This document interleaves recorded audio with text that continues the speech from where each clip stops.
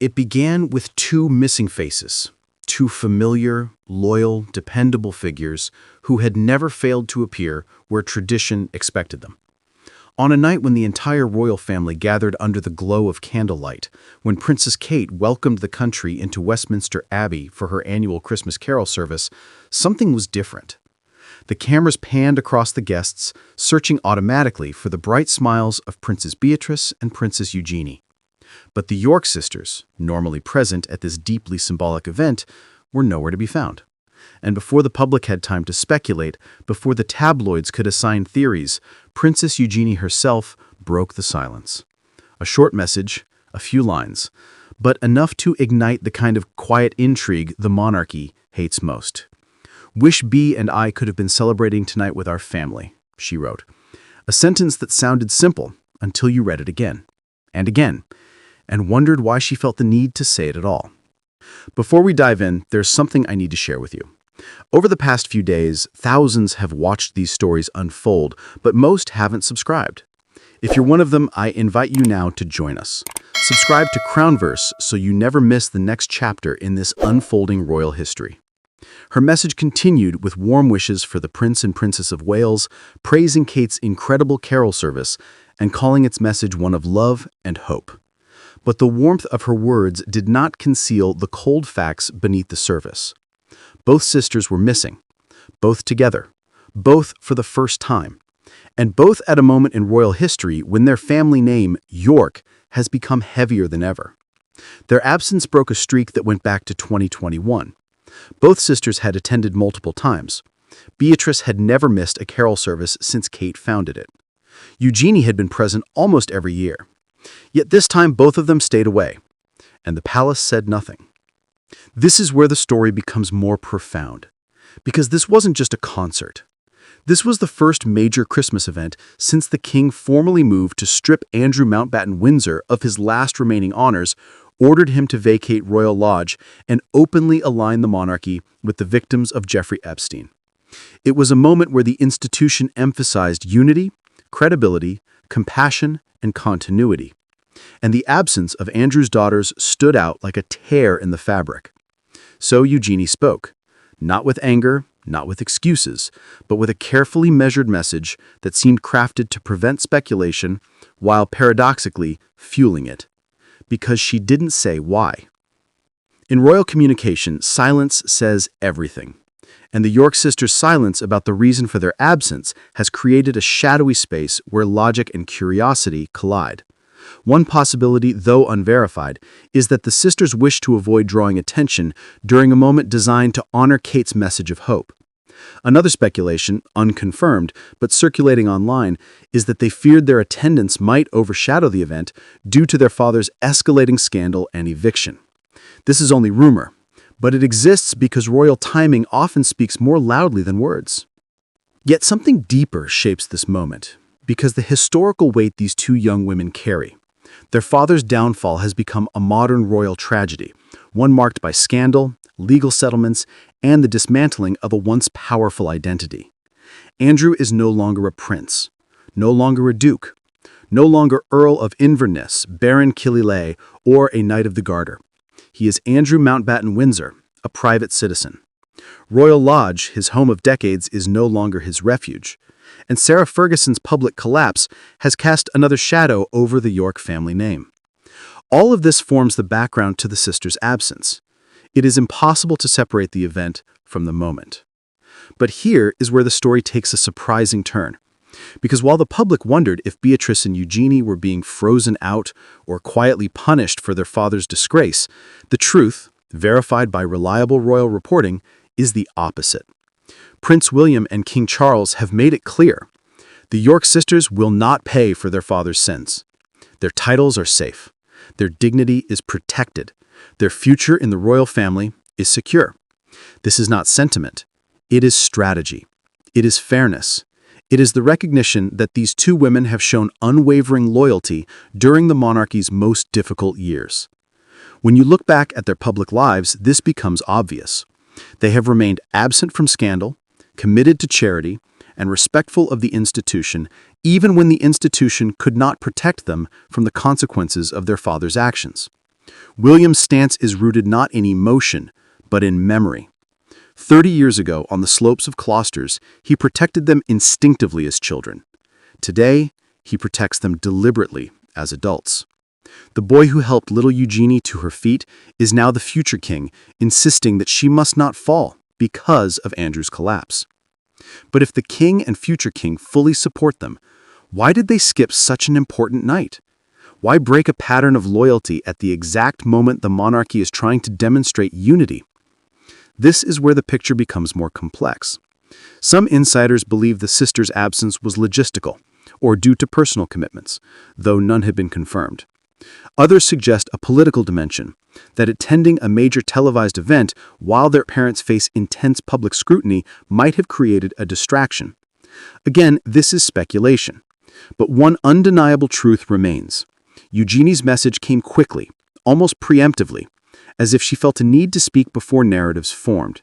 She emphasized family, she emphasized love, she emphasized hope, all themes that align with Kate's event, and all themes that distance her from anything that could be interpreted as tension or conflict. Let's step into the broader context.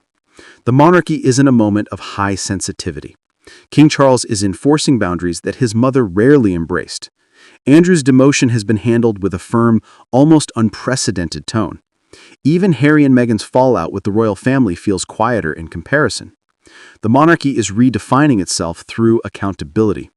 And in moments of institutional transformation, every appearance or absence takes on symbolic meaning. This makes the York sisters' absence delicate. Because they are not working royals, their presence at such events is optional. But because they are the daughters of a man who has brought the most damaging scandal to the modern monarchy, their absence becomes meaningful. There is also the emotional layer. This entire year has been devastating for them. Their parents are losing their home. Their mother has been dropped by charities and publishers. Their father is facing the end of his public identity. Their entire family is navigating humiliation on a scale rarely seen in royal history. To step into Westminster Abbey on such a night, cameras flashing, tabloids watching for signs of strain, could have been overwhelming. Some royal commentators believe the sisters may be intentionally stepping back, only temporarily, to allow the monarchy to rebuild without their family name becoming a distraction. This is unverified, but plausible, because visibility is power, but invisibility is sometimes protection. And there is something else to consider. Eugenie's message mentioned the word family 3 times. It emphasized belonging. It reminded the public that absence does not equal exclusion. It was a gentle reassertion of connection at a time when people might draw harsher conclusions. It also demonstrated unity between the sisters. Eugenie spoke for both of them. This is significant. It suggests coordination, shared sentiment, and perhaps shared struggle. These 2 women have always presented themselves as a unit. Sisters first, royals second. Now, let's examine the optics. At the concert, the royal family looked strong. William and Kate arrived with Prince George, Princess Charlotte, and Prince Louis. Zara and Mike Tyndall were present. The Duchess of Edinburgh appeared. Even extended royals came out to support Kate. It was a moment designed to reinforce the monarchy's collective stability. But the absence of the York sisters, especially in contrast to this display, created a subtle but undeniable gap. The monarchy's future looks slimmed down, focused, and modern. And in such a structure, the York sisters occupy an unusual space. Not working royals, but important symbols of continuity and goodwill. This raises the question, do their absences matter to the monarchy's image? The answer is yes, because Beatrice and Eugenie represent something rare. Young royals who carry no drama, no controversy, and no agenda. They are dutiful without being performative. They are committed without being obligated. They are the living argument against the idea that the monarchy's younger generation is fractured beyond repair.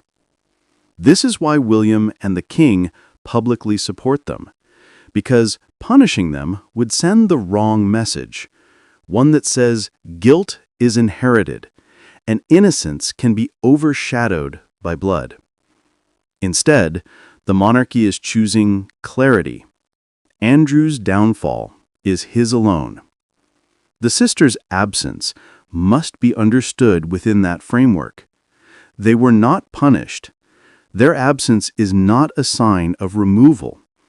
It is a moment, a pause, perhaps to allow room for healing, rebuilding, or simply breathing. Eugenie's message conveyed gratitude, affection, and pride, not distance. But still, the timing, the phrasing, and the double absence invite deeper reflection. Why now? Why together? Was it personal scheduling, emotional burden, strategic discretion, or something else entirely? We may never know. Royals rarely reveal the truth behind their decisions, and often the truth is more ordinary than the public imagines. What we can say is this: their absence came at a moment when the monarchy was reinforcing its credibility.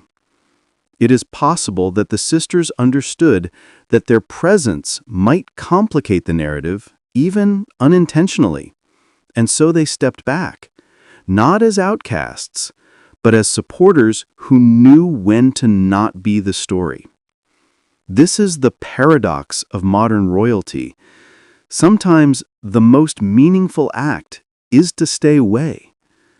In the end, one thing is certain: Princess Eugenie's message landed exactly where it needed to. It affirmed loyalty, expressed warmth, and pushed away speculation without sounding defensive. It reminded the public that the sisters remain connected to the heart of the royal family. It protected their dignity during a difficult year, and it allowed Kate's event to shine without distraction. Moments like these reveal the deeper truth about the monarchy, that its future will be shaped not just by kings and queens, but by the quiet, deliberate decisions of those who choose to step forward and when to step back.